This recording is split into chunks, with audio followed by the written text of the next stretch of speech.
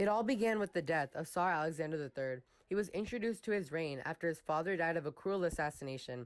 Immediately after he received his title, Alexander executed the organization that rebelled against his father.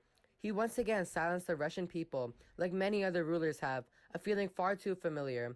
Not much later in 1894, Alexander died, and his son, Tsar Nicholas, rose to power. When Nicholas took over the throne, he was introduced to a land that stretched all the way from the Baltic to the Pacific, inhabited by nearly 126 million people.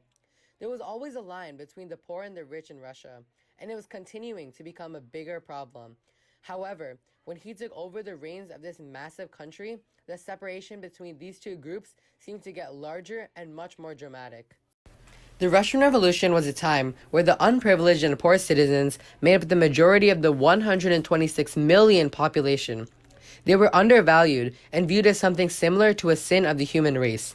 Many were forced to serve as soldiers without proper food, training, and weapons, while the higher class citizens, like the imperial family, lived with gilded luxury. Tsar Nicholas had a family of 7. A month after he took the throne, he married his wife, Alexandra Fenoria, and had 5 children, Alexei Nikolshevich and his 4 daughters, Olga, Tatiana, Anastasia, and Maria. Olga was born in 1895, Tatiana was born in 1897, Maria was born in 1899, Anastasia was born in 1901, and Alexei, the only male child, was born in 1904. As they gave birth to their only male child for the next Tsar, their parents' dreams turned into concern as Alexei was diagnosed with the rare disease known as hemophilia. Nicholas was desperate to help his son, so he brought a monk from Siberia who allegedly had healing powers. His name was Grigory Rasputin. Rasputin was supposed to bring good fortune and as a spiritual advisor, but instead just made everything worse. In 1905, a revolution broke out when unarmed demonstrators marched towards the Winter Palace to present a petition. They were arguing for the sake of workers' requests. Their massive groups of people were relentless with their peaceful revolts, but shouted with great heart and hate.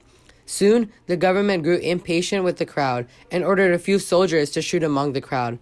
This later became known as the infamous Bloody Sunday, and this was the first major protest of the many to come. This violent event scared the Russian people back to where they started, as voiceless people with no role in society.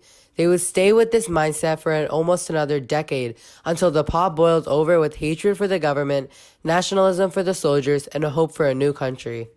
On August 1st, 1914, the country was put into great turmoil. World War I begins and sends tears through Russia's weak and inexperienced army. Consisting of mostly peasants and the working class, since most of Russia's population was made up of these people. There were devastating defeats and debts while the rest of the country was going through a great food shortage. They were not equipped with any useful weapons to do much damage. Russia had a terrible army compared to Germany and other powerful nations. In 1917, millions of Russia's army was now killed or wounded. The majority of the army is now gone. At this point, there is not much hope left. The February Revolution, which was for the most part peaceful, sparked a feeling of pride among Russian peasants and working-class citizens, which later encouraged them to join the fight for a better life. At first, it started with a few protesters in St. Petrograd, arguing for the lack against food being provided for their families, government corruption, the crumbled economy, and their involvement in World War I. They were barely surviving with their rations due to the war, and at times they would have to go to 2 days without eating food. Then, on Women's Day, thousands of women gathered together in the center of the town, joining the earlier protesters, and joined the chants for more food. The next day, even students and workers went on strike, and even more peasants joined the riot. On the first day, there were merely 20 protesters, but only 3 days later, thousands of Russian people were gathered in the center of Petrograd, fighting for their rights. The Russian people were angry at Tsar Nicholas for deciding to maintain their involvement in the war, taking personal command of the Russian army, the ill-equipped status and lack of supplies and weapons, and Rasputin's power over the royal family, including massive food shortages causing starvation and deprivation and political opposition. Everyone refused to leave the streets. Soon, soldiers were ordered to eliminate the uprisings, and a few regiments opened fire on their own people. However, some refused to fire. Many demonstrators and civilians were killed, but this was the turning point. People started losing their trust in the Tsar, including his own soldiers. The frustrated regiments positioned in Petrograd suddenly turned against the Tsar and joined the mobs of people who refused to give up. The imperial family was forced to resign, and the Tsar finally abdicated the throne, ending almost 4 centuries of Romanov and Tsarist rule. Following the Tsar's abdication, the nation initiated a new government that had 2 parties. The first one was the Petrograd Soviet, which brought attention for specific classes. The second branch was known as the Provisional Government. It took care of the national requests and duties. This branch included a state Duma, similar to a court, which acted as an assembly for the country.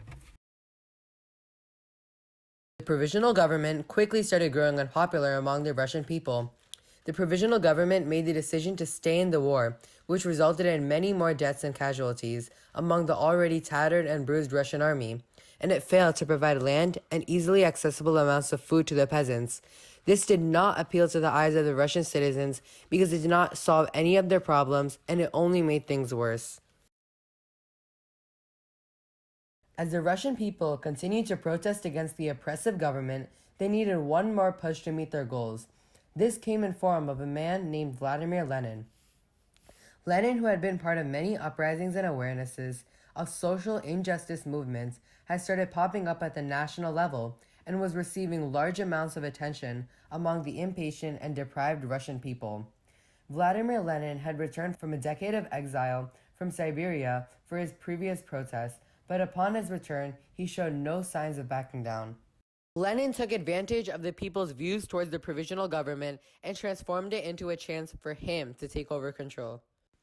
On November 6th and 7th of 1917, or October 24th and 25th on the Julian calendar, the Bolsheviks, under Lenin, launched a coup d'état, or rebellion, on the provisional government. They stormed into the Winter Palace and arrested all members that had a role in the provisional government, putting themselves in charge of Russia. After the revolution was complete, the Bolsheviks ended World War I with a peace treaty with Germany known as the Brest-Litovsk. As an attempt to fix Russia, Lenin used a simple but attention-grabbing slogan: Peace, bread, and land. Peace, the end of Russia's involvement in World War I. Bread, a solution to the food shortages and starvation. And land, which would go to the peasants to have a chance to make something out of their lives. After both revolutions were complete, and Lenin's Bolsheviks were in full control of Russia, for the first time in decades, the people were in full peace and appreciation for their country. This event was remarkable, considering that the lowest classes of the nation, who were barely able to survive, were able to conquer and overthrow a Tsarist rule that had been living in Russia for almost 4 centuries. Lenin fixed the country's flaws and helped the people find jobs, homes, and families. He introduced the 8-hour working day to make working conditions better and to reduce workload on certain classes. This also reduced the labor and stress of the working class. The Tsarist class of Russia stood as a wall dividing the Russian people and their rights. For many years, the citizens' hate for the government simmered, and finally, it boiled over, unleashing groups of passionate people ready to fight for the voices that they were absent of. The Russian people took back their country and broke a barrier that for hundreds of years could not be broken.